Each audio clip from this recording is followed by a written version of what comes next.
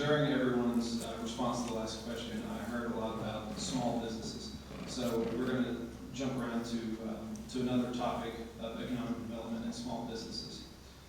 For the next question, Spring Hill is no exception to small businesses struggling the first few years to keep the doors open financially. What fresh ideas and or solutions do you have that would foster new small businesses and job growth? An idea that would weather not only good economic times, but bad economic conditions as well? And that's a good question.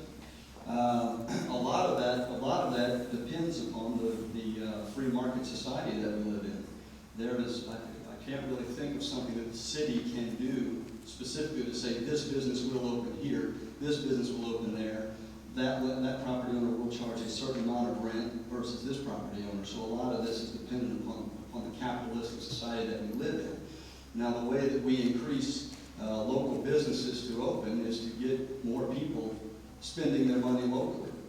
And that encourages people to open their business. Somebody wants to open a restaurant, they're going to do a study on how many people are, let's say they want to open a pizza restaurant. They're going to say how many pizza restaurants do we have, how many people in the city want pizzas, and they'll do studies like that. So I think, again, we go back to if you back everything back, I think it comes down to supporting more jobs in the area. If we get more people here, then that in itself will be an incentive for small business owners to open small businesses to serve a growing population.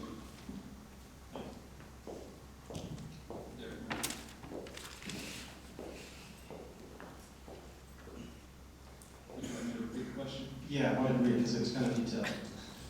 Spring Hill is no exception to small businesses struggling the first few years to keep their doors open financially.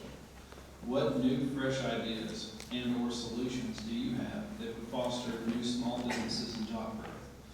Any ideas that would weather not only good economic times, but bad economic times as well?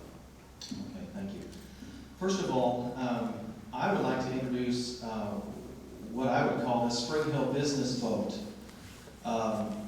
Right now, there's a large majority of businesses in Spring Hill that are owned by out-of-town, non-voting members. So by creating a Spring Hill business vote, it would at least allow those people that don't have the opportunity to vote for mayor or the municipalities an opportunity to be able to at least get their voice out there and get it heard. The Chamber of Commerce is certainly a great place to foster that relationship. But it was just an interesting thing as I did some of my studies to realize that we do have an issue with the fact that some of the business owners don't even live in Spring Hill. So I think it's just one way of creating an open door to the city administration that says, look, we want to hear what your needs are. We want to hear what the situation is. Quite frankly, some of the best ideas aren't going to come from us. It's going to come from you. So